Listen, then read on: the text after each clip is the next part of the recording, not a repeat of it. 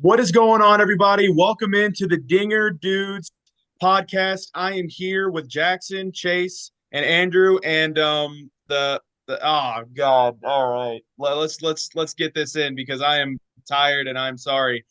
I am here with the Good Haul podcast, right? All of pretty good. It's All all of Pretty Good podcast. it's all good. Sorry, man. I've just got brought in, and that's I'm so sorry about that, man. But how are you doing? I'm doing great, man. I'm happy to be an honorary dinger dude for the day. It's always awesome to talk baseball with people. I feel like that's what it is, man. Getting an honorary dinger, dude. Put that on a t-shirt. Oh yeah. Let's do it, Hey, man. Start a merch line. it's an honor to have you on, man. Thank you. I appreciate it. I listen to you guys every time you drop. I love your interviews.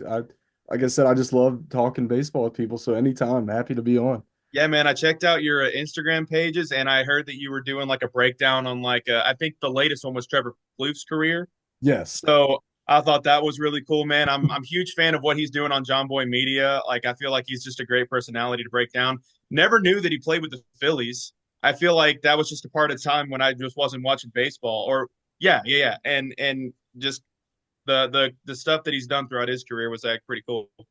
Yeah, he's so synonymous with the Minnesota Twins, I would say. And then at the very end, he goes like Oakland, Tampa Bay, and Philly. And people just don't remember that. It's so hard to recollect, really.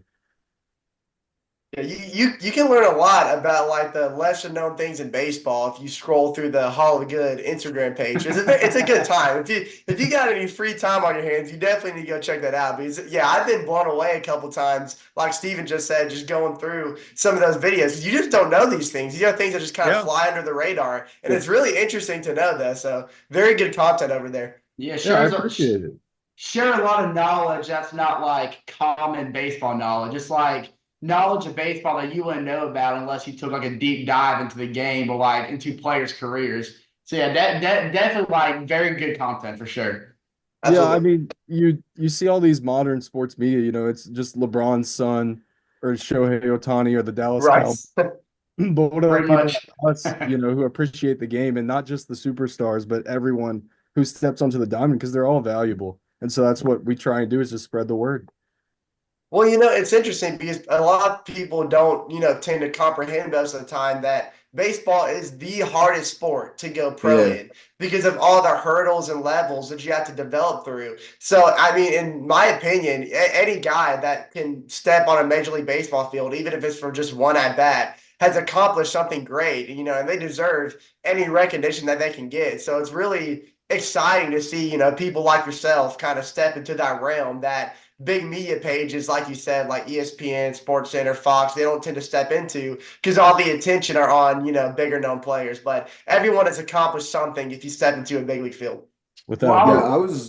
I was gonna say because me, the twins, and Steven, whenever we're at Chick-fil-A on campus, we always play a little game with the Immaculate Grid, some random MLB players from the 2010s. And me personally, I'm able to guess them. They know that. But I'm very glad that you take time out of your day to do podcasts with those players because my personal favorite episode of yours was Alan Craig because I'm a Cardinals fan. Yeah. And it was unfortunate that we lost to y'all in 2013, but it is what it is. It is what you it Yeah. know, is. oh, go ahead. No, go ahead. I had another point to make, but you go ahead and respond. I'm sorry. Yeah, Alan Craig definitely a big run producer, a guy who was almost an automatic RBI. He was insane with runners in scoring position and a very swift fall off kind of for his career, which is unfortunate, but I think it's important to focus on how high he was in the MLB. He was very good. Absolutely. And Andrew, I like the point you made about like how like MLB's or the baseball is definitely the hardest sport to go pro. And I was watching the Braves game today, the beat the Cardinals in the 10th inning. That was a fun game, wasn't it, Jackson? But Didn't watch it because I was out all day, but Great the voice Cardinals of fan. Atlanta. Great Cardinals fan right here. Great Die Cardinals. hard. Die hard.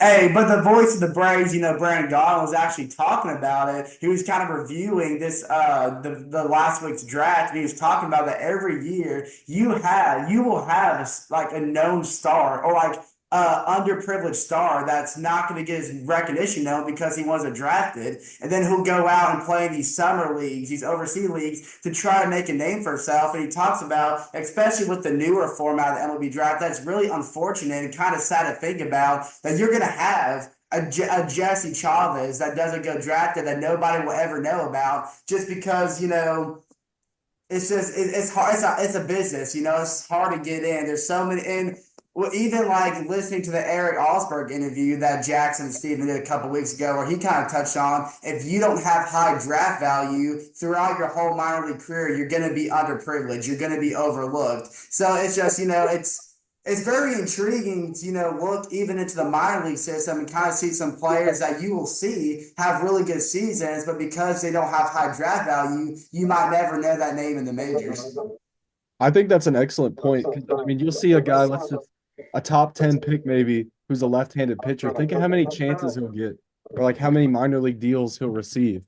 But then you look at any minor league roster right now, and there's probably a 27-year-old reliever in Double-A with a sub-2 ERA and a whip under 1. And you're like, what's the deal? Why isn't he being brought up? And it's like, oh, he was a 15th round pick, so the organization doesn't see him as valuable despite the results he's putting up. So it's a lot of right place, right time, where you were drafted. Sometimes it's just so unlucky sometimes. Absolutely. You're absolutely right. Hey, I just wanted to bring up a point because you talked about top 10 picks and sponsorship deals, brand deals, and a good example of that. I'm not sure if he was a lefty or not, but Mark Appel, I don't know how to pronounce his name, but I'm pretty sure he was drafted by the Astros, a waste of a pick, by the way. And he only played season in the MLB. And you see guys like them kind of fizzle out. And again, Eric Osberg, shout out to him. He had great seasons in the minor leagues, but again, it's draft capital, it's rounds, and some of these guys, it's unfortunate they don't get chances. But that's just how life in the minors works. It's just the business, man. It's just the business of baseball. So I don't know. Yeah, I mean, But we also see that with the Orioles #1 draft pick when it's Jackson. Jackson Holiday. Yeah, Jackson. Holiday. We see him coming up, getting brought up, and then because of just that, the thing is I feel like the transition from AAA to major leagues is just so underrated. Like we think about it as, oh, maybe the ball's coming in just a tad bit faster. Do we actually know the difference between like maybe 94, 95, heating it up to like 99 and 100 and seeing that on a consistent basis?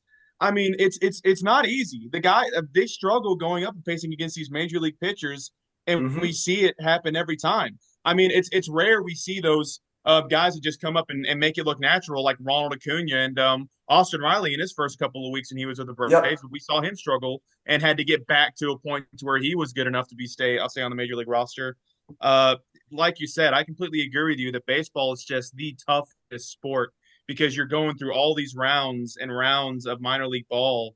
And once you get to the majors, it is just grown men throwing heat missiles that you can barely see. And then when you get used to those heat missiles, then they'll throw a nasty slider on you, and then you're swinging a boat oar. This game's beautiful, man, but it's also frustrating. Well, I was just going to ask a question really quick. With you being a Red Sox fan, in our previous episode, we touched on the MLB draft because we had it live as we were recording our episode. And I made the point that I believe that the Red Sox might have gotten to steal the draft with Braden Montgomery out of Texas I did not say A&M. that. That was me. No, I said okay, fine. it's on recording. It's on recording. But anyways, because he fell to the 12th pick because of the broken ankle that he suffered during the College World Series. But I still think that he deserves to be a top 10 pick. So the fact that you're able to snatch him at 12 to me was amazing. So how do you feel about that now that he's landed in your organization? I would go out and say Montgomery is a steal. He kind of slid to us in the same way that Kyle Teal slid to us last year, the catcher from UVA. He's great in Portland right now.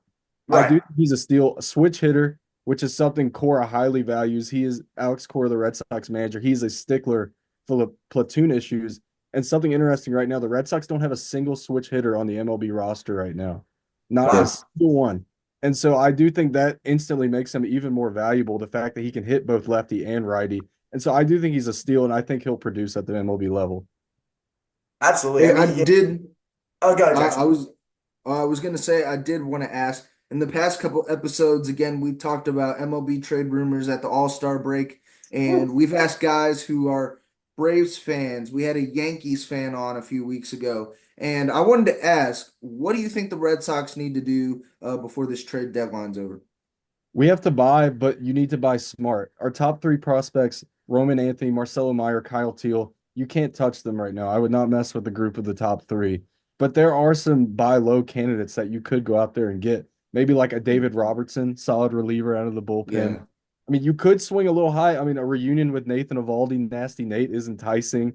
I don't think somebody like a Scooble or some it's going to cost the farm. Hmm. Accelerating the rebuild would be nice, but not mortgaging your farm system to do so right now. I know you want to win ball games, but why close a potential 5 year long championship window to just minimize it to a 2 month championship window right now? I just don't think it would be the move. So I think maybe some minor additions. I know Cassis is coming back. That's almost like a deadline addition. I know that's not what Red Sox fans want to hear, but you have to play it smart, in my opinion.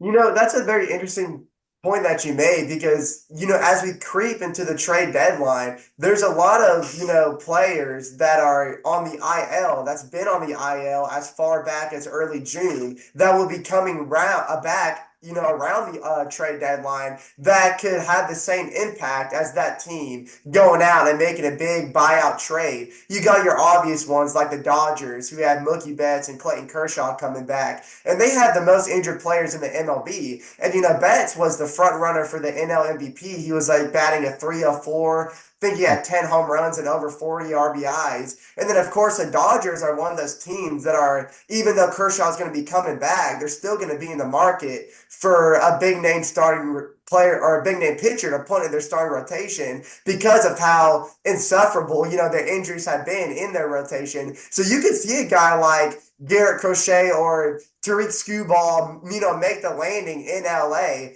But then you got teams like the Padres who are getting Tatis back, who he was off to a red hot start before he got like that stress reaction in his right thigh. And people expected him to miss the rest of the year. And, now all of a sudden he could be creeping back just like Mike Trout, who could be back in the Angels roster in less than a week. And then you got teams like the Astros who are getting Kyle Tucker back, who, if you remember, was second in the MLB in home runs with 19 before he got injured when he hit himself or fouled off a ball that hit him in the right shin, and I think he got some kind of contusion there. And then, Justin Verlander, I don't know what kind of freaky stuff he's been dealing with Kate Upton, but he's got like a neck injury that he's going to be coming back from.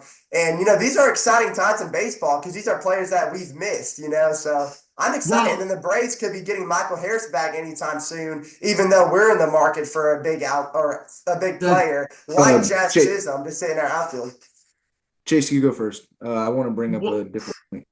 I was going to say, Andrew, the interesting thing about Clayton Kershaw is we know he made his second rehab start, I believe, for the AAA OKC. And I know he Uh-huh. went through 4 innings. I think he gave up 6 hits and 3 runs, had like 2 strikeouts. So, nothing too great, but again, it's a rehab. But what was intriguing was before last night, the Dodgers manager, Dave Roberts, said that if this rehab start goes well, that his next start might be with the Dodgers. But something that wasn't really clarified was when he said if it goes well, was he talking about his performance or how his shoulder feels? Because we look at his numbers weren't great, but after the game, Kershaw said his shoulder feels like new. So does that Yeah. mean, I wonder if that means Dave Roberts is planning on maybe calling Kershaw back up and maybe starting him early August, this upcoming first week of August, or because if he's talking about his performance, maybe he'll let him play a couple rehab starts before he calls him up. So that's something in terms of Clayton Kershaw and the Dodgers, something you might want to keep an eye on. But Jackson, what are you going to say? Hey, I did want to bring that up. People underrate Clayton Kershaw. I know he is 36 years old, but if we look at his stats last season, he was a Cy Young candidate in my opinion. He went 13-5. He had a sub 3 ERA, and people don't seem to realize that. Yes, the Dodgers have rotation problems, rotation injuries.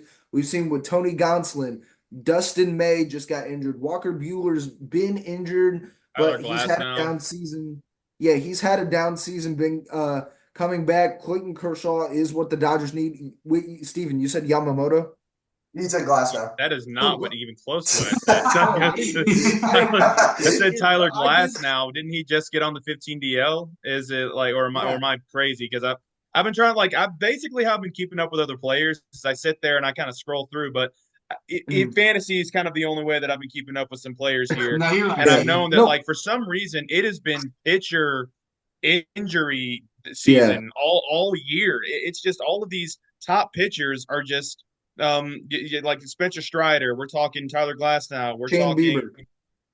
Zach Gallen was hurt for a while. He finally's come back. You These top Darvish. these top end pitchers that are just I guess it's just like the wear and tear of the game when you throw too much and that Yeah. elbow gets too much stress on it. That stuff happens. But Hey, yeah, the one thing that I am interested in though, and I'm actually thinking like all of the top pitching prospects that are available. And the team that I want to go after, and I'm trying to change the subject here, is this Detroit pitching rotation. There are two really good pitchers coming from this Detroit organization, in Jack Flaherty and Skubal, and yeah. a lot of teams are going after these guys, especially the Dodgers are in a market for a pitcher, like we just said. Their rotation has struggled this year, so they are looking for that guy that can step into that rotation and be a solid piece for them as they're going to try and chase after a title. So I wanted to open up the question for you guys. Who do you think the Dodgers will acquire? Do you think they're going to get either Skubal or Flaherty, or do you think they're going to miss out? I think they take the home run shot and go Garrett Crochet and Luis Yep. Robert from the White Sox. Yeah. That's what I think. I think you go for it. They've already spent what, $1 billion, which it's crazy. I know it wasn't enough No, for them. but injuries. I mean, I think you just go for it. Like at this point, what are we doing? I mean, we've already spent all this money. Why don't we just go all in? I think you take the home run swing. You're absolutely right, and I love that take. You know, the Dodgers, they've got the money to spend, and they're not going to be afraid to use it. I mean, you got Otani on that contract, you got Betts on that contract, and then of course, you know, with players like Glasnow and Yamamoto that you cannot use, and then Otani who potentially can't be used until next year. We know he's rolled off the mound for this year, so you got to go out there and get a game changer. And Garrett Crochet is that game changer, and he's stuck in an organization right now that is bleeding, and he's at a cry for help. He would probably leave, the White Sox for I'm Small deal. blanking on his name, but who's the guy that got traded to the Brewers for Dallas Keuchel.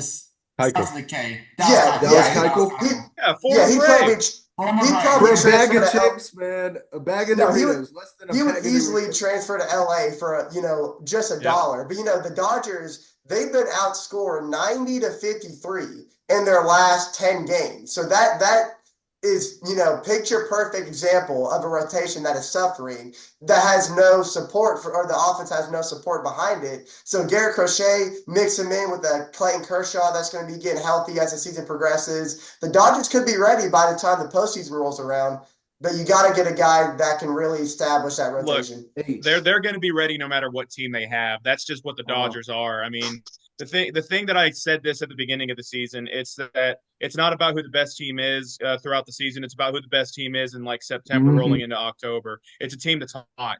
That's just the way that this game is. In a 162 game season, you can win 117 games throughout the entire season, but wear and tear like and injuries and tiredness, you go in October with a cold offense, all of a sudden, all it takes is 3 games and you're out and you're out. You're done. Your season's over. You're in Cancun. Steven, you act like you've experienced that before. Twice in a row, actually. So, That actually is a good point though, because look at the 2001 Seattle Mariners. I mean, they won the most games all time. They didn't even make it to the ALCS. So Good it's a throwback. very Good valid throwback. Well, Hey, Bryce, I was gonna say I did want to bring up a point. I know Andrew touched on a pitching prospect by Garrett Crochet. Bryce talked about a home run swing with the Dodgers. I want to talk about if the Dodgers take a smaller shot. Even the Red Sox, even the Cardinals need a guy like this, a very underrated pitching target. Former Dodger Tyler Anderson. Would you be open to I bringing wanted him him. back in? From I the was Angels. like, as From a the Braves Angels. fan, I thought he would be a great piece to have in that Yeah. rotation. But now that I've seen what Schwellenbach is doing, I don't think the Braves are going after a pitching prospect. Yeah. Just throwing that out there. I think we're going after an outfielder. Jazz And- Chisholm, maybe.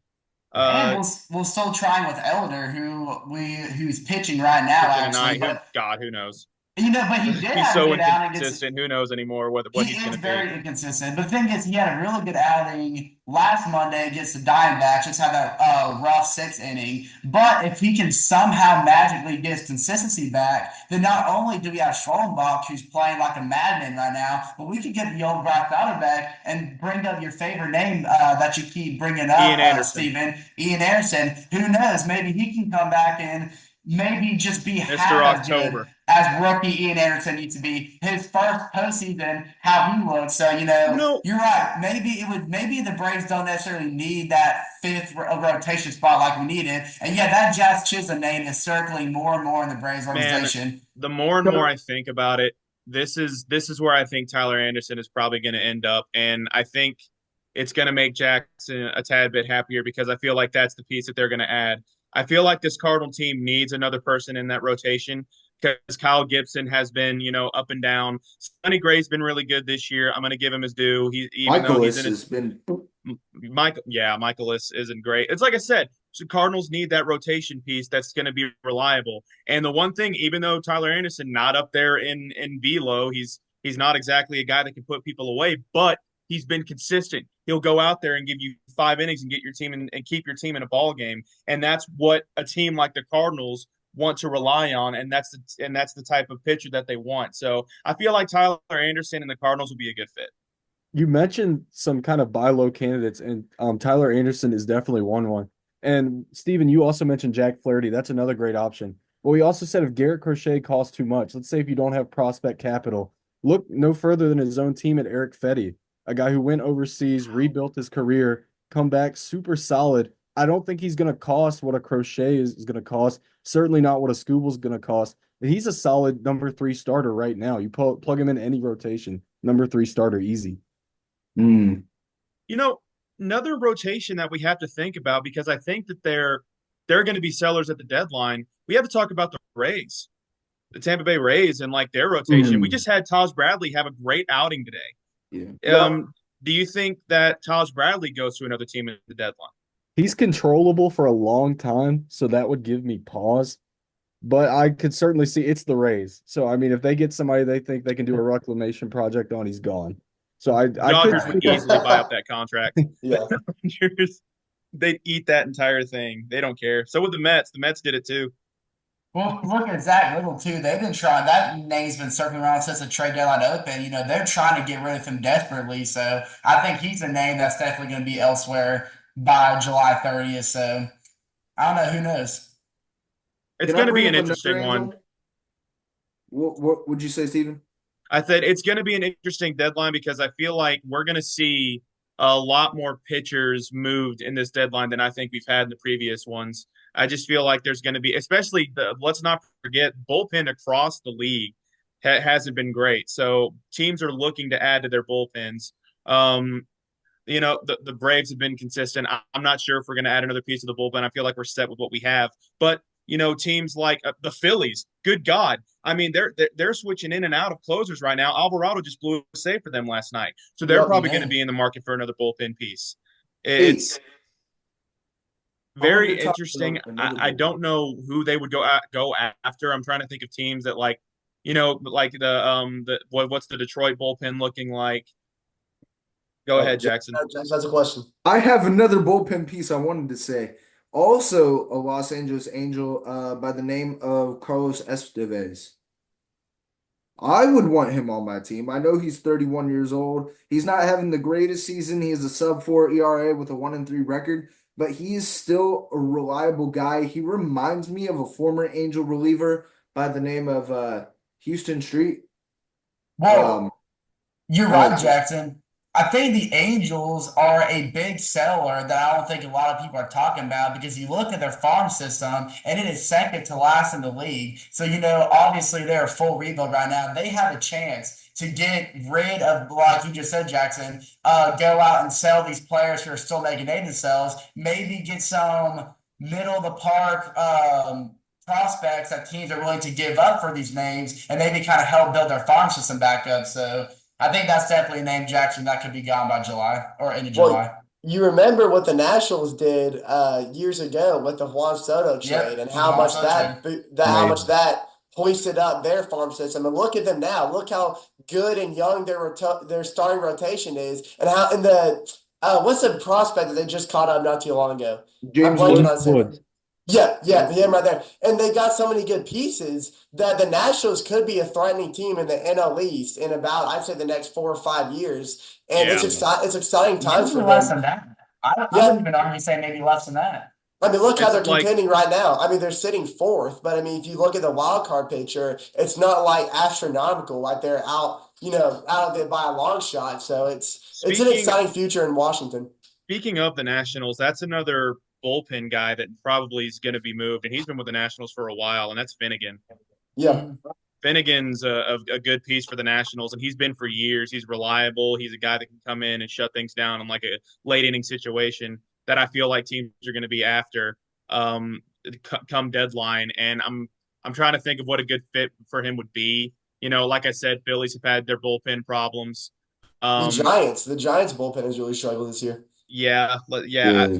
Like name a team that hasn't had their bullpen struggles this year. It's been kind of all around True. baseball. True. And then Pirates need some bullpen. Cincinnati too. A lot of teams in that NL Central really. I think NL Central might have the worst bullpen like overall that I've ever seen. Like almost every team in that division right now could really use some help in a bullpen. Well, that's what's crazy is that not a lot of National League teams are you feel like are going to be sellers because pretty much everybody in the National League except for the Rockies and the Marlins are still so in the time. playoff race. It's Right. Yeah, it's it's so close.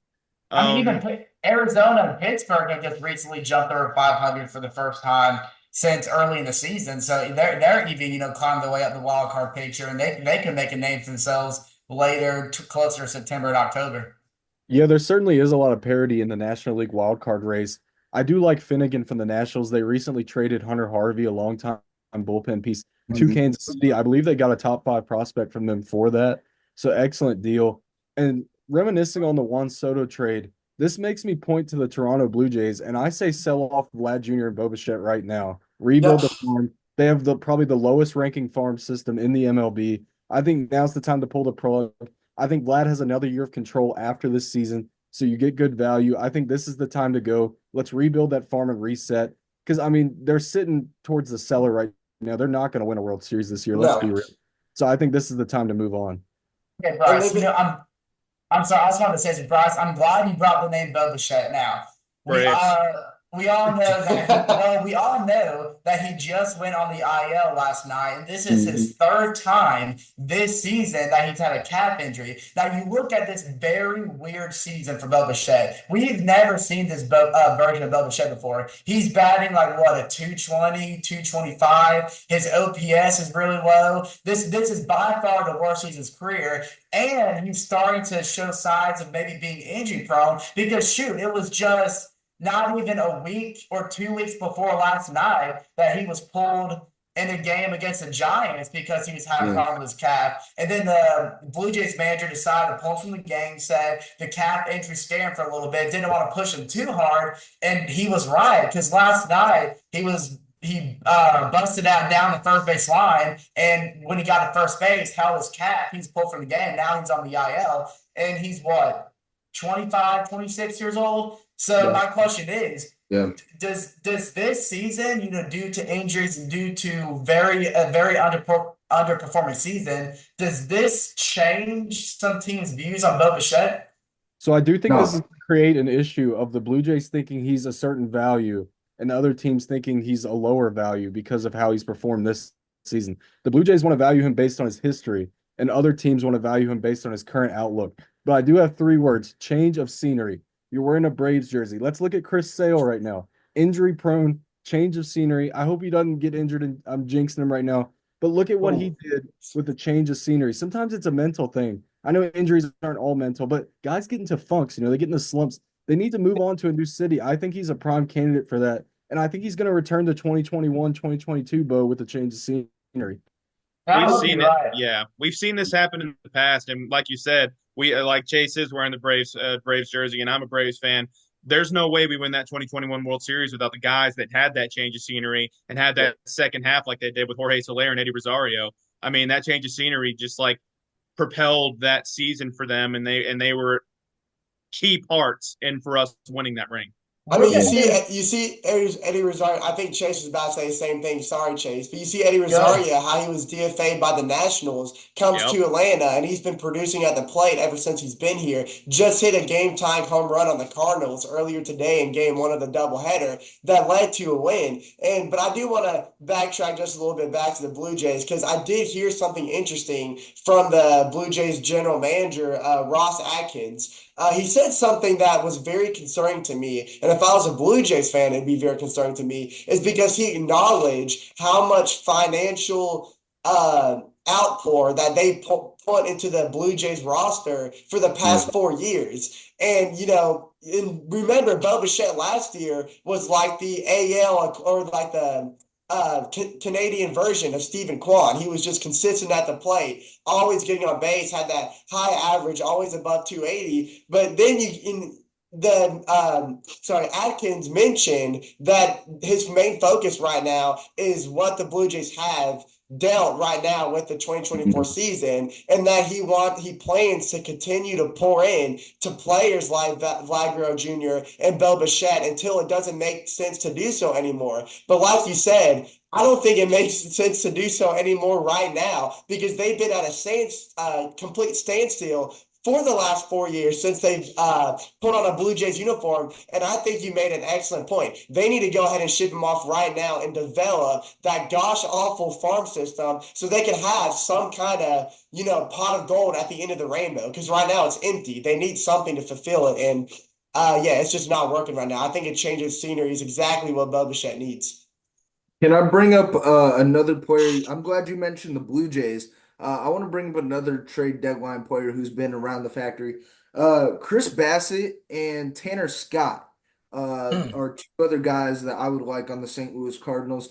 Chris Bassett has had success in Oakland, and Tanner Scott is having a great season with the 6.5 Hold on. record. A meme's coming to mind. Are you sure about that? Are you sure about that? Yeah. You want Chris Bassett? I don't Yeah. know about that, big dog. Chris Bassett. I mean, look, Change Chris the Bassett. scenery, man. Change the scenery. I don't know. Like, you could be right. Chris Bassett could turn things around, but from what I've seen, and like he's had his good points, and throughout the season, he's had his good starts with the Blue Jays. But for like he leaves pitches over the plate. To me, he's kind of like what you see in a Charlie Morton. He'll have his good starts here and there, but when he leaves pitches over the plate, they get knocked around. It's And all about his command. And when things snowball on him, he doesn't necessarily close that out. Like when things snowball on him, like it just snowballs into an effect where he's giving up runs and those power swings. But like you said, change of scenery. Like he could go to St. Louis and then be the ace that you guys need. I still think the Cardinals need to go after a young pitcher that can kind of like balance out like the rotation in a sense. So to not where, like, Anderson. Because Anderson's 35. And Well, we were talking. I'm sorry. I was just Scott. gonna say we were talking about relievers earlier and how the bullpen had been a major struggle throughout the entire league. And a name that we kind of passed up on was Mason Miller from the Oakland Athletics. Because you got to think about it this way: what is dominating the league right now when it comes to pitching, and it's players that can throw that high heat, like Paul Skeens. I know I'm comparing a starter to a reliever, but Mason Miller has been consistently throwing up to 103 miles per hour in those 2 to 3 innings that he pitches. And I think there's a lot of teams, like Chase mentioned, in the NL Central specifically that could use a bullpen guy like that. So Mason Miller, I think, is definitely a pitcher we keep our eye on. The idea of Mason Miller sounds phenomenal, especially on paper or even when you watch the game. But it all comes down to how much is a team willing to mortgage their future for a reliever. I mean, you got to look like that. A guy who can throw maybe 5 innings a week, 6 innings a week. It's how valuable do you find that? Because the A's are going to ask for the moon and back for a guy like Mason Miller. Plenty of control left. Plus, they're Oakland. I mean, they're going to be stingy with it. It's just how much are you willing to give up a top 3 guy? Because I guarantee that's probably what it's going to cost. Yeah, that's a fair point. I mean, yeah, there's a lot that goes into it. Like you said, a lot of things that need to be looked at. So maybe you're right. Maybe from a reliever standpoint, the amount that you can risk is very limited, even for a guy like Mason Miller. So yeah, very, very good The point. Athletics are going to keep playing the prospect game because two of their main guys are going to be gone by the deadline, and Brent Rooker and Mason Miller. Yeah. And it's a revolving door. That's how Athletics have done business for the past decade. It's just get prospects, try and build them up, and then when you do build up those prospects, and we trade them away in 2 years. Matt Olson, Sean Murphy. Like the Braves are pretty much like are the Oakland Athletics from like 2019, 2019, 2020. yeah. It's Well, Marcus you know, Semien, I know he's not having a great season, but Marcus Semien as well. well, like you said, just won playing a the ring. prospect Just like he game, just won a ring. He was a big the part of that A's. Rangers team. You're right. Well, playing the prospect, the A's are about to get a taste of their top or the number one prospect is tried up. Is it Jacob Wilson? He injured Dude, himself. he just got injured. Did he actually just get injured? Yeah, Yeah, his he got injured hamstring. during his first at bat running the home. I feel so bad. What was the injury? I didn't see this. What was the injury? Hamstring injury. He like when he was rounding the bases, his Dang, man, hamstring I didn't see that. That sucks, dude. sucks, dude. Oh. But that's how it is. Um, Steven. but all right, that's going to be the end of infield insights. We're going to roll into this next segment. Obviously, the time's about to run out, but we're going to talk about some hot takes that like we have some hot takes, but also the fan base from the MLB Hall of Good podcast also has some hot takes rolling in. So we're going to talk about that in the second half. Welcome back to Dinger Dudes. We are here with Andrew, Chase, Jackson. I'm Steven, and we are joined by the MLB Hall of Good podcast, also with Bryce Whitlow. I'm sorry, am I saying that right? Perfect. Absolutely. Hey. Boom, I nailed it. Let's go. Bryce Whitlow. So he put on his story earlier today of fans giving him some hot takes. So we're going to go ahead and let him start this off. What are some of the hot takes that your fans sent you? Yeah, so I selected two that really stood out to me. The first one's by JC underscore the sports guy. His hot take was the Red Sox will make the World Series this year. I feel like that's more of a dream than a hot take. No. Let me We've take off seen. my sorry. So you go ahead. Like Bryce, you're the Red Sox fan. I'm gonna let you start this off.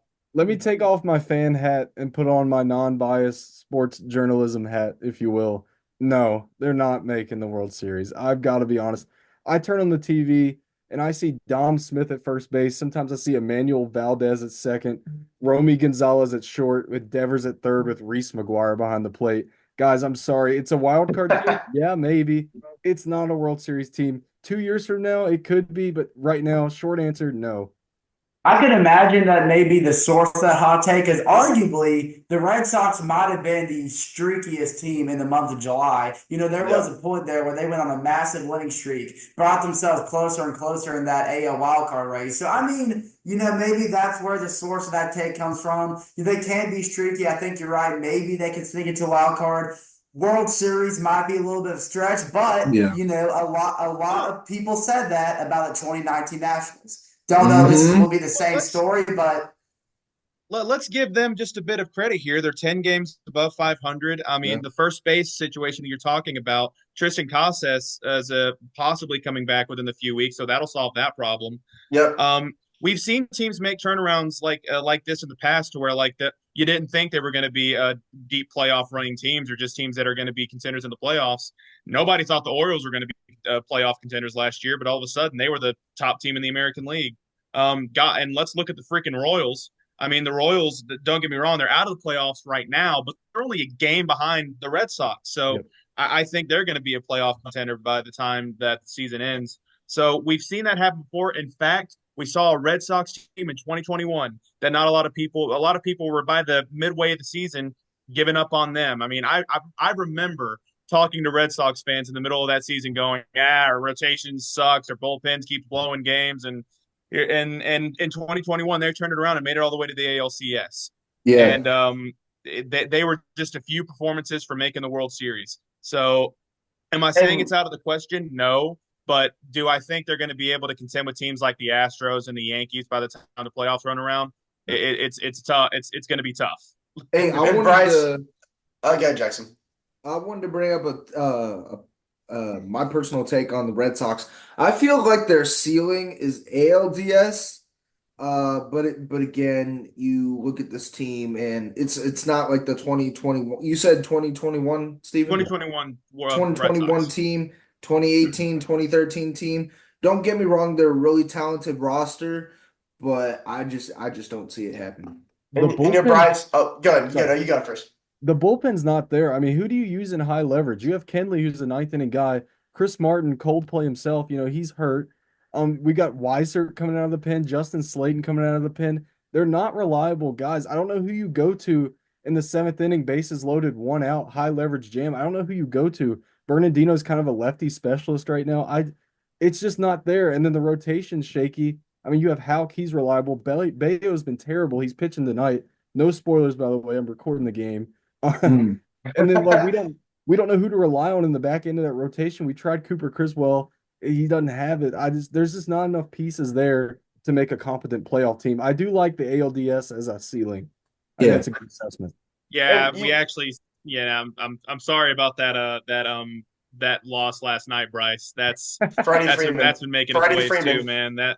It We- proved my point though. Pavetta went out there and shoved, no runs, and then what happens? We give it to the bullpen in high leverage. I mean, there you go. And Bryce, I know you're gonna kind of hate me for this, but if you happen to watch last episode, we were talking about middle of the road teams heading into All-Star break that we think could have a massive shift in the second half of the season. And the Red Sox were kind of brought up, and I was the one to step in and say that the Red Sox mid-July run was fraudulent. And I may have been a little harsh on them, but what I meant by fraudulent was like you mentioned the first base. You got, Tristan Casas, I think his timetable just got revised. I Jaron think Duran. For a month away. yeah, as of earlier today, and that could mean trouble for the Red Sox. And then, you watched the game last night. It kind of reminded me of what the Cardinals did in game one of the doubleheader today, how Kyle Gibson went out there and pitched an absolute gem, and then in comes the bullpen 2 pitches later. Eddie Rosario, erases his win with a go-ahead 2-run home run to tie the game. And it's those moments are going to matter in October. And I think the Red Sox, like you said, ALDS, that's an amazing ceiling for the Red Sox, because I could see that being a legitimate possibility because of the way they're playing ball right now. But until the Red Sox fully establish their roster, I think the World Series is a little too far out of reach. But I'm not saying they can't get there. Just a few more adjustments is what they're missing. And I think another thing to pay attention to is the AL wild card is a lot more wide open than you look at the NL wild card. So Yep. I think it's just tougher competition in terms of what the Red Sox would have to beat out to so they get to a wild card. Which again, they are capable of doing that. Don't get me. I'm not saying they're not, but I think that could come into play as maybe they don't even have that chance to contend for a World Series. And quickly bringing back injuries, like I mentioned, Tristan, his timetable was revised, and that's the kind of unfortunate thing for the Red Sox. The unfortunate. Bryce Elder, shut up. It's No, Bryce no. Elder. Oh, you're That's talking about the Allstar, score? bro. Okay, yeah. 5-1, baby. Hey, how did game one go? How did game one go? Bro, He didn't But- watch it, so he doesn't know. No. Imagine that. Second straight Imagine series, that. buddy. Imagine that. Listen, anyways, I'm not So, even yeah, listening to what we Jackson's can get saying on to right now. what was the other hot take that one of your fans sent in, Bryce? Yeah, so this is an interesting one. He asked me not to name him, but we do have Cardinals fans here, so I think this one's good. It says Cardinals should cut bait, trade Arenado and Goldschmidt right now for highest value. Yes, I agree with that 100%. They're No. already Bum man. Arenado. I take my cap. Send him out of here. Send him to the Braves, and we'll make him into a 1,000 OPS player. Interesting. No. Jackson, I'm really intrigued on what Can Jackson I about give this. my take on this? But I was gonna say, Yeah. early season when the Cardinals were struggling, I would say absolutely. But you gotta kind of pump the brakes a little bit now because the Cardinals, they're right there at a playoff spot. They're not far behind the Brewers to maybe contend and maybe Jackson, don't calm down, maybe win the NL Central. But so maybe right now. I might not say definitely more Goldschmidt than Arenado. Absolutely, Goldschmidt, you got to get rid of him. But but the Cardinals, they're a sneaky team that people's got to watch out for. Their offense is very inconsistent though, and I don't know. Like I'm interested to see if the Cardinals were to not make the playoffs this year, what their next step would be. But right now, I'm not too sure. I'd say I would trade Arenado and Well, Goldschmidt, but the thing is, Mister. I don't think a lot of You can teams go are first. actually going to be going after like the Arenado because I think Arenado still has a lot of control, or at least like still a couple years underneath that contract. Yeah. And I'm not sure what Right. Goldschmidt. How much? How do you know how many years Goldschmidt has, Jackson? After this year, he's a free agent. So yeah, I mean Goldschmidt is an option, but I don't think a lot of people are going to be going after him because really the first base market. I mean, He's um, 37, 36. also yeah, like you said, man's kind of at the tail end of his career.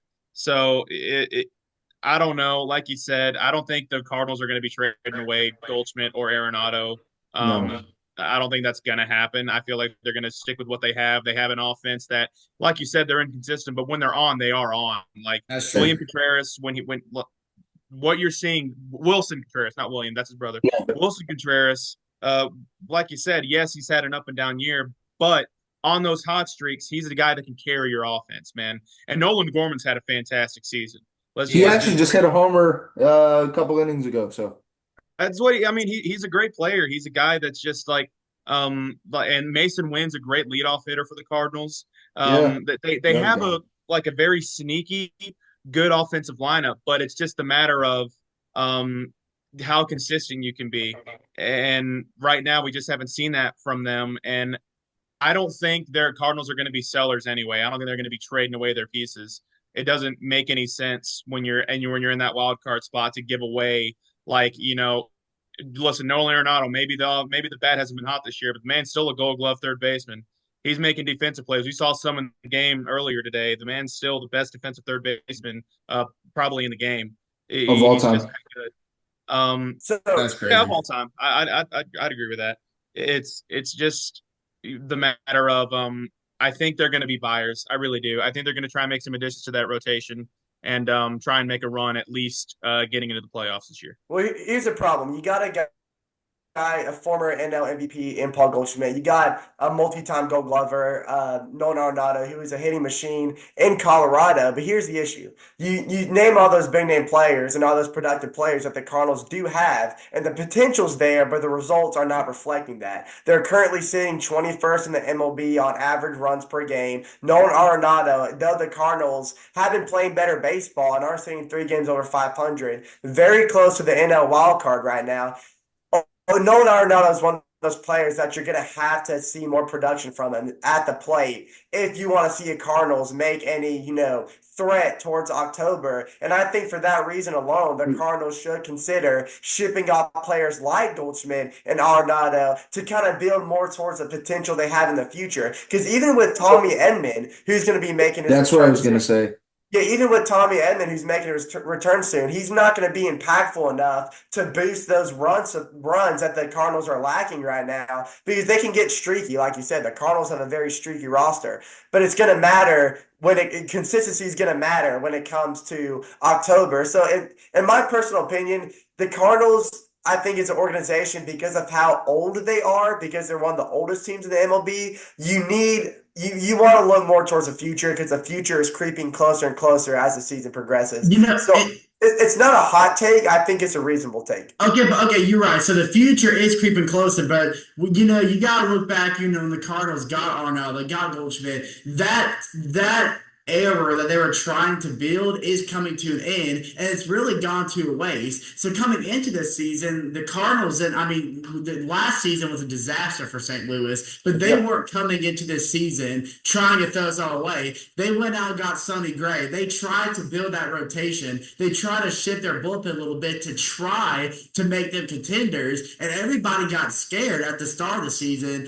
At the end of May or like through May, the Cardinals, it looked like it was going to be another disaster season, but all of a sudden they flipped a switch, and now they're seeing they might have one more shot before they lose Goldschmidt. Arenado still has that control, but they might have one more shot to try to sustain what they were trying to build a couple years ago and maybe contend for something big. I think now that you're starting to see that shift, it wouldn't make sense for the Cardinals to all of a sudden just throw it away when that wasn't their plan to enter the season to begin with. Hey, I'm Yeah, just saying.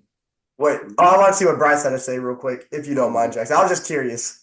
My take is if you're the Cardinals, you have to stay put. Look, Goldschmidt, I'm sorry, Jackson, he's cooked. I mean, he's old. OPS plus of 87, league average is 100, OPS not even at 700 right now. The power's down. He's not there anymore. What are you going to get for him? You might as well just let it ride and see if he can get hot down the stretch. Arenado's signed through 2027. He's not even at highest value right now. He cost a lot. Why eat it? I mean, defense never slumps. You might as well just let it roll out and play. I think you just stay put and let it ride out. Well, you see Yeah, I Arcia, mean, how he's struggling at the plate, but good Lord, he made some three incredible infield plays in game one that kept us from losing that lead. So sometimes you do have to Depends. value It defense depends on over a team of offense. what you're valuing. Are you valuing defense and like valuing like a defender rather than guys that can get on base consistently? Because guys like Orlando Arcia and guys like Nolan Arenado and Goldschmidt, they aren't those guys. They're guys that can make some differences in when it comes to their glove, but when it comes to that, they're not the person you want up at the plate in a go time situation. Yep. You know, with runners in scoring position, I'm not begging Orlando Arcia up there with a bat because I know exactly what's going to happen. And it's kind of the same thing with Goldschmidt and Arenado. I know that, like, all right, here we go, gas him up at 95, swing and a miss, and you're going to sit down. Yep. I've seen it happen before. So, um, I don't know. That's also another thing that I'm hoping for. I'm hoping we see another shortstop come into the Braves organization this deadline, but who knows? Who knows? Deadline's going to be interesting. All right, and next hot take. Jackson, who name the hot take that came in from the Instagram? I was gonna say, Bryce, do you have any other hot takes that was sent in? Those were the two that I kept. I thought they were the best ones. Okay. This one comes in from It's Miles SC's response. Yankees. I want to get Bryce's opinion first.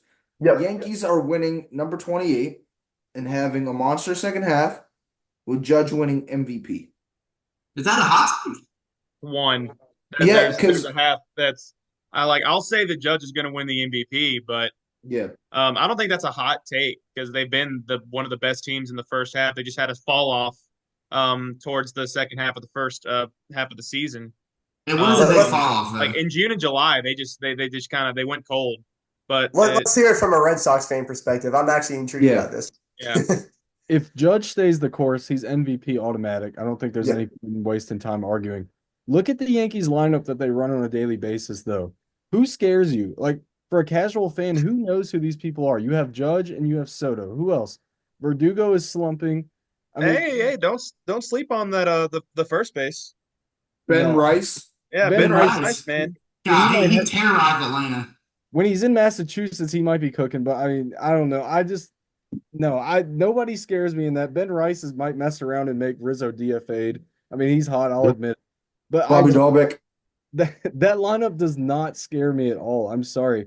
Verdugo, I mean, they were singing his praises the first 2 months. Now they'd give anything to ship him to overseas or something to play. I mean, I'm not afraid of that lineup. And then you go to the ninth inning, they're another team that's questionable. Luke Weaver's solid out of the bullpen, but Clay Holmes, my God, everyone on the Yankees fans, they hate Clay Holmes. They don't trust him. It's hard to go into October without a closer that you trust. And so I don't think they're real championship contenders right now. When you look at their starting rotation, shoot, look like Nick Cortez did for the Yankees today. He had horrible Nestor performance. Cortez. Nestor, I'm sorry, I said Nick. I'm sorry. Yes, Nestor Cortez. I'm sorry. But then you look at Marcus Stroman, and he still hasn't been that pitcher that maybe the Yankees were hoping he would be. Garrett Cole has been, solid, I guess, since his return. Garrett Cole's been nice, really nice. I think he had, 9 strikeouts the other day. But I guess there's still questions, right? In that starting rotation, there's still things that they might not trust. So, yeah, I don't know. I want to say it's a hot take, but then again, we know the Yankees. We know this team that it can be, and I'm not ready to say that they're just not going to be that team. Aaron Judge, like you said, if he flips that switch again, continues to play this way, he's automatic MVP. Yankees, like Steven always says, it's not about where you are in September, it's how hot you are. And I want to know if the Yankees can get hot at the end of the season and they can carry that momentum to the postseason, but like we've seen in the past 3 postseasons, if you're not a wild card team, you're going to struggle. Look at the Dodgers. Look at the Braves. Yankees are probably, well, maybe I'm not going to say they will. They're probably going to win the division. Is taking that 3-4 day break going to hurt the Yankees? Especially with all these questions and inconsistencies. So I don't know. Maybe it is a hot take.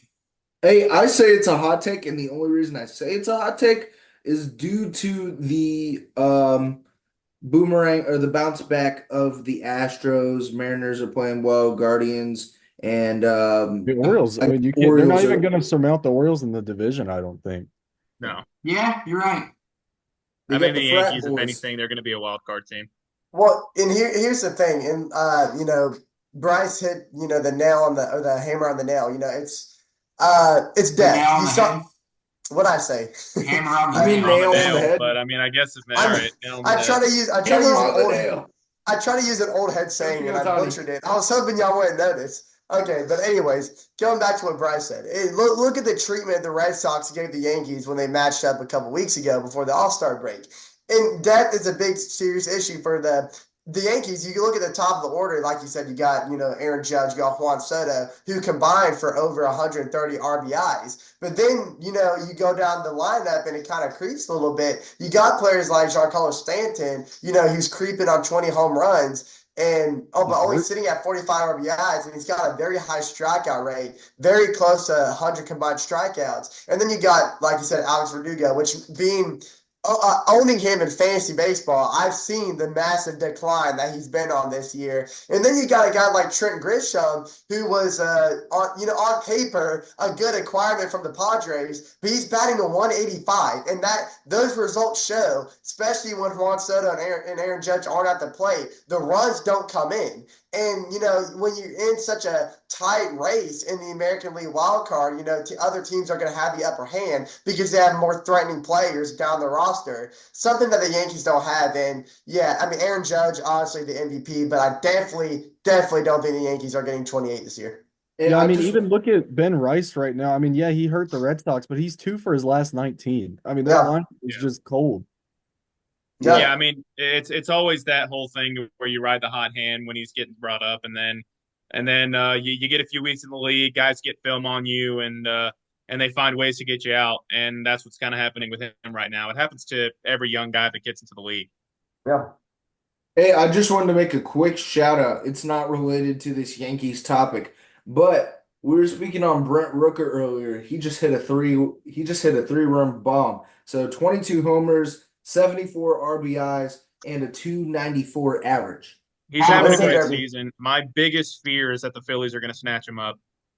How is he not an all-star, dude? I Dude, already that's know what I was that. saying. I'm the biggest Brent Rooker advocate. I already know that A's broadcast call was electric. I can just imagine. That goes a long Hello. ways. Whoa, hello. He That knocked goes that a ball. long. Have you seen all the AIs on TikTok of that? It kills me. It kills me Oh, because you I don't know want the to make difference. another shout out very quick. All right. If you are watching this, I'm not sure if he speaks English or not. I think he might speak a little bit. Shout out to Bryce. This is another episode you can do of Johnny Cueto. Johnny Cueto just signed with the Los Angeles Angels. Okay. 38-year-old Johnny Cueto. I don't know why had did you have to Instagram ask Live. if he. Sorry. I'm sorry, good. He had an Instagram Live the other day, and I tuned in. It was just him like pitching in like a little league field. It looked like a terrible quality field. Like the camera looked like it was from like '03. It was just a video of him just throwing a bullpen, and I was like, he must be making a comeback. And then sure enough, Listen, man. Listen, all the young baseball fans, they think Nestor Cortez was the guy that had these weird little windups. That was Johnny Cueto, man. Johnny Cueto had that shuffle working. Anytime he'd wind up, he'd get those shoulders and just ram in that fastball. Here's the bad thing about Cueto's career. He's had so many great things. He had a good career with the Giants, good career with the Reds. But the one clip that's always famous of Mr. Johnny Cueto is in Pittsburgh when you had the entire Cuetos. I don't think he'll ever get over that hump that everybody just knows is like, all right, that's what you're known for. Oh, I don't as soon as he MLB. dropped the ball and lost all composure, it was done, man. you knew exactly where that next pitch was going. I mean, Oh, dude, it that ball, was yeah, Russell Martin killed that ball. yeah. But I wanted to We're- transition into this mild kind of like I know we talk about hot takes. I'm gonna try and make it as hot as it here. I think that there is a one of the biggest mistakes like for a franchise to make happen this last year during the trade deadline, and it's something that the team didn't do. I'm talking about the Okay. Los Angeles Angels. Okay, Uh-huh. last year they had the No. opportunity to make a package or find a package for the best player to play the game or one of the best players at the end of his career. We're going to know that Ohtani is one of the best players to ever play the game of baseball. And they let him walk into free agency. I think that's the biggest, if like one of the biggest, if not the biggest mistakes that a franchise has ever made in their history because you're thinking about okay, just as a regular baseball fan, you don't know anything about the game of baseball, the players that play it, but people know Shohei Ohtani. Okay, you should know the value of this player, and you're not even gonna like think about finding a team that's gonna put out prospect after prospect, like we just said in earlier in this podcast. The Angels have the second worst farm Yeah. system in baseball. That You Yeah. wouldn't think be the case. Ohtani isn't going to bring in top prospects for your organization? They would have gotten the world for Ohtani. They would have gotten the world. My assumption has to be that they hope to re-sign him, which is why they didn't trade him. But that doesn't make sense. And I have an example as to why. The Yankees were in a fire sale a while ago. They sell off Aroldis Chapman to the Cubs, bring Gleyber Torres in. What do they do the offseason? They re-sign Chapman. So I don't see any feasible defense for not trading him. I agree with that, Steven.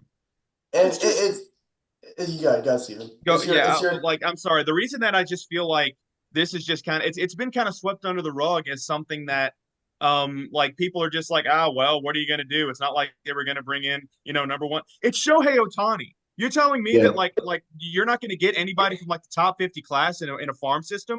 You You're think the later in the top Dodgers aren't gonna three. sit there and send you prospect after prospect for the guy? They wanted him, they signed him for $700 million. They were desperate for him. And you guys aren't going to ship him all or shop for him or anything. It makes no sense.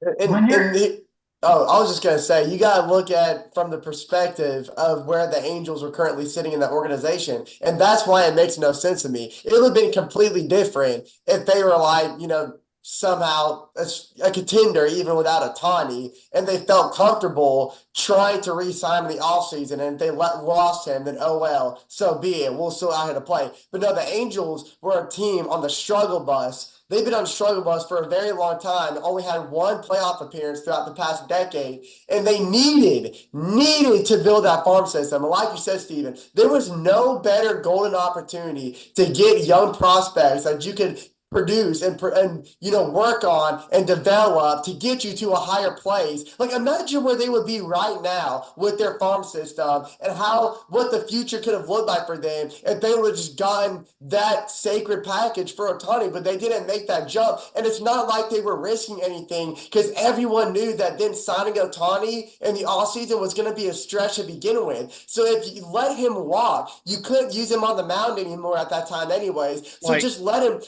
don't let him walk. Get what you need out of him and work towards your future there because now they're in. I pray for Ron Washington every day because he doesn't deserve what he's going through. Abysmal.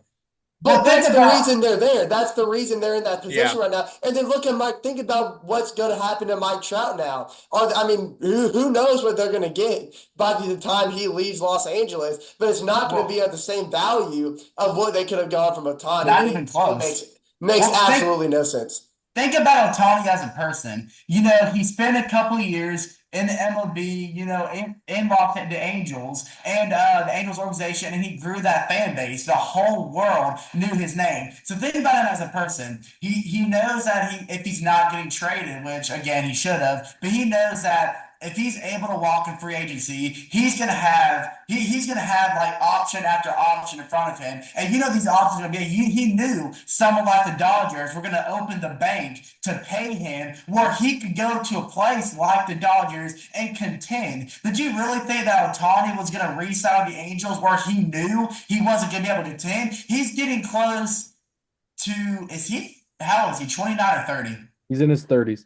Yeah, exactly. So he's in his 30s. He knows that that Ohtani's gonna want to sign somewhere where he can contend for a long time, where he can, age in a place where he can feel happy. Because there are signs of him already not being happy in the Angels organization. So for the Angels to think that they can re-sign him, it's just if that's why they didn't want to trade him, that's the true reason. That's just truly delusional. It's just true delusion. They wasted opportunity, and I think right now they can say that might be the biggest mistake in their franchise history. Yep. I think it's the biggest mistake in any franchise's history. We're talking No, about that was Pablo Sandoval's contract with the Red Sox. I think trading Jeff Bagwell to the Astros is probably worse. I don't know. Like I said, we're not talking about like middle of the road players here. We're talking about like a generational superstar in Shohei Ohtani, a guy that means so much that you could have gotten so much for him, and you just sat there and let him walk in free agency thinking, hey, listen, if they had any thoughts they were going to re-sign him, like you said, that's just completely, in my opinion, it's idiotic. You think you're going to outpay the Yankees? You think you're going to outpay the Dodgers? Like, do you not know? Even the Giants would have dropped a better bag on them than you would have. Like, it's even baffling. If you could, I don't think Ohtani was more concerned about the money more so than going somewhere he could contend. The scenery. No matter where he goes, Ohtani's going to get paid. So I think he'd want to find somewhere he can contend, and the Angels weren't that. Anaheim's not that place. He may not have been concerned about the money, but he did get the biggest contract in Major League Baseball history. Exactly. So. Yeah, I just want to say that this Angels, we were talking about Angels pitching, Angels history. I'm just saying the Angels haven't made the playoffs since 2014, and I'm looking at this rotation. Jared Weaver, C.J. Wilson, Garrett Richards, Matt Shoemaker, Hector Santiago, and rest in peace, Tyler Skaggs. Yep. And they were 98 and 64. They're getting trapped by the Oakland Athletics right now. Like, it's just it can't get any worse. I mean, really. Well, like I said, he has his hands full. The Angels, like I said, that's been the biggest disappointment in one of baseball history, because we missed out on seeing Mike Trout in October in his prime.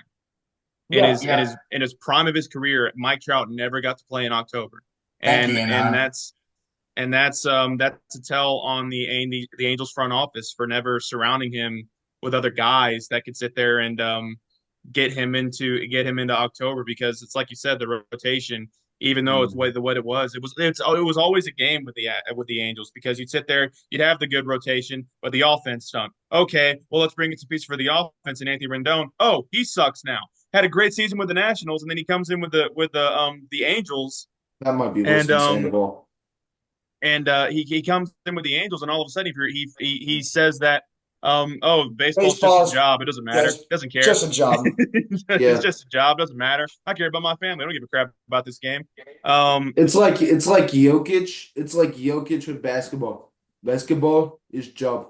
I only care about horses. Stop it, Jackson. Stop it. Stop while you're in. Bryce is never going to be one back on the show. But Bryce or anybody else, do y'all have any hot takes that were sent in, or personal hot takes? Not that I have that in my grasp right now. I was actually trying to think of if I had a personal hot take. But hey, I did want to say one thing. About the home run derby. Bryce chose Teoscar Hernandez. Andrew chose Jose Ramirez. Chase, you chose the worst. You were trashing on me when Pete Alonso got eliminated. Gunnar Henderson did worse. No, he didn't. He did do worse. He did do worse than Pete Alonso. Maybe did. Hey, Jackson. That's okay. Jackson was sitting there about to blame me for picking Marcelo Ozuna, and then he ended up getting more home runs than Pete Alonso. Pete Alonso hit one more than Gunnar Henderson. I just want to let you know. So, as you know, we do college sports radio at our college, and I know you followed that. But Chase after Pete Alonso got eliminated, I had the receipts. He said, Jackson, your pick is trash. You suck. Suck it, or whatever. And then Gunnar Henderson, not even like 15 minutes later, gets 11 homers, and I'm like, Chase, suck it. Jackson, I'm the biggest Pete Alonso hater anyway. So the moment you picked him, I said it sucked. Yeah. I was kind of shocked that Teoscar was a bit of a dark horse pick. I mean, he's got that nice compact, quick swing. I thought he wouldn't get fatigued easy. He's been a 30 homer guy in the past. His odds were about 1,000 to 1. I was shocked. Yeah. I just didn't see why people weren't seeing it necessarily. I mean, maybe not picking him to win, but he was an afterthought to everyone as if he was Alec Boehm, which he showed out too. But I just didn't understand it. He's a guy that has a history of hitting home runs, and that's what he plays. What's also crazy is here's a thing that I've seen all year in baseball. I feel like the balls just aren't traveling the way that they were last year. Like, look at across baseball right now. The home runs are down across the league, and like you said last night, or I'm sorry, the home run derby. I mean, Bobby Witt's ball gets hit out of the ballpark 9 out of 10 times. Yep. But it was just that night to where it just ended up at the middle of the wall to where I'm just like, dude, he just needed 2 more feet, and he ties the home run derby, and we're going to another round. I think everyone also just showed. I just wanted one more thing, and then we'll just I thought the new way that they did this home run derby this year was garbage. It was bad. I thought it was such a horrible way. They should go back I get to 10 trying to outs. change things up and make things more interesting, but it didn't work. It was confusing. Players looked confused when the guy was trying to explain it every time they were walking up to the plate. They were like, wait a minute, so I have the one timeout and I get 40 pitches. Does the time start when the guy throws the ball or when I hit it? Just everything about the whole new system that they did was trash. They need to go back to 10 outs. That's just my opinion. I'm a home run derby purist. 10 outs. It wasn't broken. Why fix it? I still watched it. Seating. I don't like the idea of everybody hitting for a semifinal spot. I think it needs to go back to seeding based on how many home runs you hit and let them go head to head. I think that was way more interesting. Here's the thing. The MLB is trying to do what every other professional league is doing. They're trying to find more ways to get the fans engaged. They're trying to find more ways to speed up the event. But it still took over 3 hours to get that thing done. And at least give us a good national anthem if you're not going to give us a good home run derby. But my Lord, everything about that night was so backwards. And yeah, you're absolutely right. Go back. I mean, that was the most noteworthy thing to come out of that event was the national Trump's anthem. ear wasn't the only one that was bleeding. Well, I mean, the MLB, the modern MLB is, for better or for worse, is all about trying to trend on that TikTok or Instagram Reels platform. I mean, that's why Skeen starts the All-Star game this year. 10 years ago, he's not starting the All-Star game. No. It's not happening. I mean, thank you. Thank you for saying that. Listen, also the same thing is I remember when they used to the Celebrity All-Star game or the Celebrity Softball game, and I know we're switching on this. It's never important. It's never been important. It's always for charity. That's what the Celebrity All-Star game should be for. But the thing is, okay, look at that Celebrity Softball game, and you tell me the celebrities that were in that game. I mean, don't get me wrong. Nikki Cash being in there, incredible. Loved him on social media. He's awesome. But it was the social media guys. You know, King Bax from like the Vine days was on the Celebrity All-Star game. It's like you said. You brought up a good point. MLB is trying to transition into the social media and trying to get the young fan base involved with the sport to try and grow it as much as possible. But I mean, there's a reason that now you've switched the Celebrity Softball game onto YouTube as a YouTube live thing rather than having it on ESPN as it's been in the past. Well, you're right about Paul Skeens. I mean, what Paul Skeens is doing now, we haven't seen since Steven Strasburg, and Steven Strasburg was even a thought to let him start in the All-Star game. Yep. I was gonna say Paul Skeens did great though, but I was gonna say before we wrap up this episode because we do have a minute and a half, I did want to ask Bryce, as a Red Sox fan, how did you feel about Jarren Duran's performance in the All-Star game? He helped save our reputation from what Tanner Houck did. That was going to be all anybody was going to talk about this game. All right. So he helped. Now nobody's going to remember Houck. They're just going to remember what Duran did. He did his job. He did his job. All right. Well, if that's all the time we're going to have for this episode, I want to thank Bryce for coming on this episode. Thank you so much, man. Is there anything that you want to shout out? No, I'm good. MLB Hall of Good podcast. I don't if care you're not about following him promotion. on Instagram now, I don't care about follow it. promotion. I just like to talk baseball. I don't care. Absolutely, man. That way, But we have you on anytime. thank That's you. all we do is we talk baseball here on Dinger Dudes. Yeah, we But need to make have you sure on y'all more are going to often. follow the Instagram. Also, if you're not subscribed to the YouTube, subscribe. And thank you for joining us, and we'll see you next time. Hey, we'll see y'all. See ya.